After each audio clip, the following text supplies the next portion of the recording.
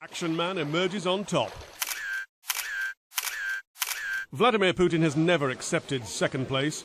When the going gets tough, the tough go to the G20 summit, outwit some of their opponents, and are then said to be the most powerful person in the world.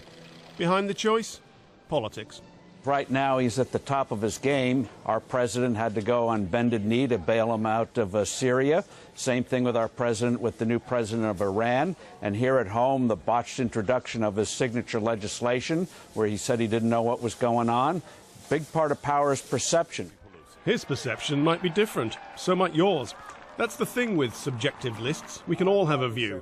And putting Putin first has raised eyebrows. It seems slightly strange that maybe whoever judges these things was making the decision when Putin was in the headlines all about his great achievement on brokering what appeared to be a deal over chemical weapons in Syria. So I think maybe it has a lot to do with that, and maybe other things were neglected a little bit.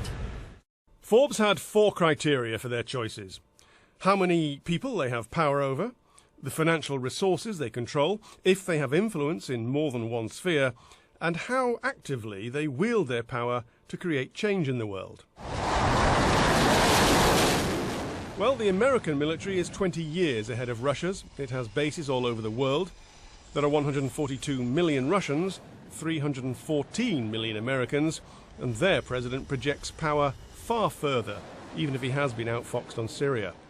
I think it's the ability of a country and its leader to affect people all round the globe, intellectually, economically, financially, culturally, and sometimes even militarily. Now, which country on God's earth has the greatest potential to be able to do that? It is the United States of America, and it is certainly not the Russian Federation. Prime Minister David Cameron falls out of the top 10 to 11th. He's been replaced by the boss of shopping giant Walmart, Michael Duke. Now, one of these men spent the year planning the departure of thousands of troops from Afghanistan, overseeing the world's 6th largest economy.